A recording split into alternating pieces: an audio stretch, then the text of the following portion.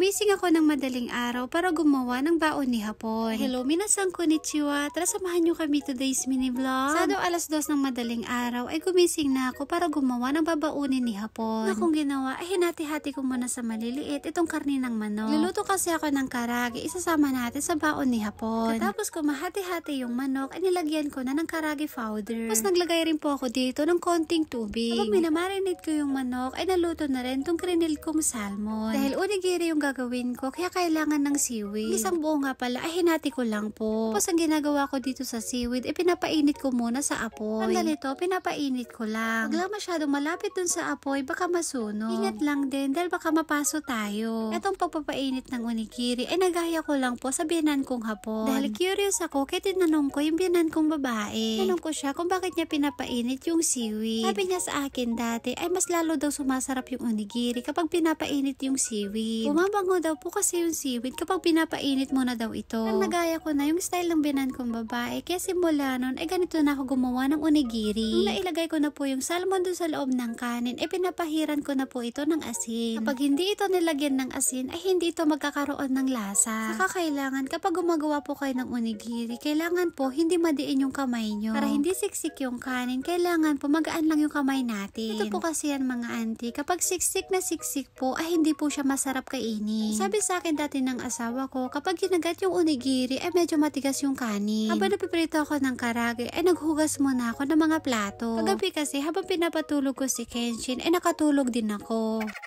Sa mga oras nga po pala na to, si hapon naman ay nag-aasikaso na. Katapos ko maghugas ng mga pinggan, ay maglilinis muna ako dito sa kusina. Ayusin ko lang at ililigpit ko yung mga ibang gamit. Dami kasing nakasabit para na ako nagbibenta ng sandok.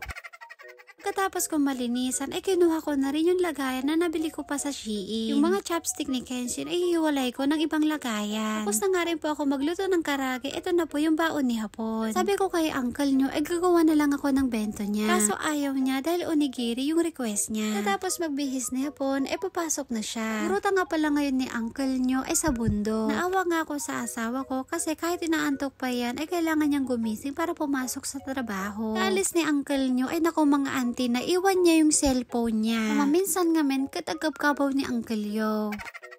Paano ko siya tatawagan nito kung naiwan naman tong cellphone niya? Alam ko naman na babalik si uncle nyo dahil meron nga siyang naiwan. Hinintay ko na nga lang siya dito sa labas para pag nakita ko siya paparating ay tatakbo ko na lang sa kanya yung cellphone niya. Ano ba mga ante, 10 minuto ko nang hinihintay si uncle nyo dito sa labas. Inaabangan ko talaga isa-isa yung mga kotseng dumadaan. Kaso nga lang si uncle nyo ay hindi pa niya napapansin na naiwan niya yung cellphone niya. Balik-balik kami ni Kenshin dito sa kalsada, inaabangan namin bawat kotseng dumadaan. Nung may nakita ulit akong coaching paparating, ay tumakbo ulit kami ni Kenshin papunta ng kalsada. Kaya lang ako mga auntie, pagkatapos ng 10 minutong mahigit, ay dumating na po si uncle nyo. Kaya agad-agad na rin akong tumakbo para maibigay yung cellphone niya. Importante po kasi sa kanya yun, lalong-lalo na kapag nasa trabaho siya. Natawagan niya kasi ako kapag break time o kaya naman kapag pauwi na siya. Pagpasok namin dito sa loob, si Kenshin naman ay nagpagawa ng onigiri niya. Sabi ko kay Kenshin, ay matulog muna siya dahil maaga pa. Ayaw niya nang matulog mga auntie kasi nagising na nga siya. Ito po, dahil mabait tayong nanay, kaya gagawan natin siya ng onigiri niya. Ito nga po pala yung ginawa ko, 3 piraso. Gustong gusto po to ni Kenshin, minsan pa nga po ay minimerienda niya yan. Tapos kung gumawa ng pagkain ni Kenshin, ay binigay ko na rin kagad sa kanya. Ba din tong anak ko mga auntie, madaling araw pa nag-crave ng onigiri.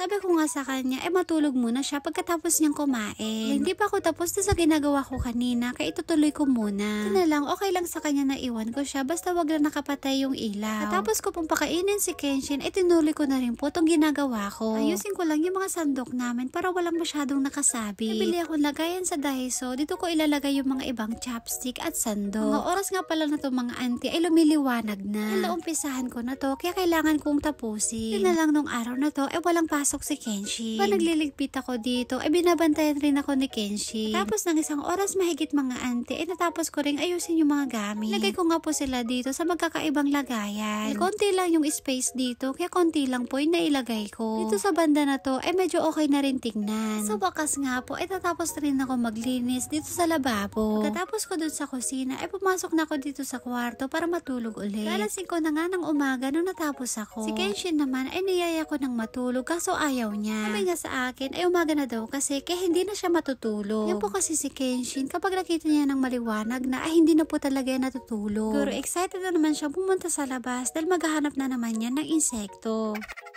Sa mga oras na to ay naantok na talaga ako mga auntie. Natutulog na sana ako kaso naudlot lang. Uncle nyo kasi namimiss niya ata ako kaya tumawag. Sa mga oras na to ay nakarating na nga siya doon sa pinagtatrabahuhan niya. O diba kung wala yung cellphone ni uncle nyo, hindi niya ako matatawagan mga auntie. Maminsan ngamin auntie, katagkabkabaw ni uncle yon. Tuwang-tuwa nga si Kenshin dahil kausap niya yung papa niya. Mahilig si Kenshin sa mga vehicle kaya pinapakita ni uncle niyo yung mga bus. Sabay na nga siya sa amin dahil magsisimula na yung trabaho niya. Pansin ko nga parang malungkot si daddy. Ay gusto pa niya kaming kausapin kaso hindi pwede dahil magsisimula na yung trabaho niya. Kaya nagbabay na rin siya sa amin ni Kenshin. Yun lang po at dito na po natatapos ang ating mini vlog. Maraming salamat po. Thank you for watching. Sayonara and... Bye bye! 上上是米莎。うるさい。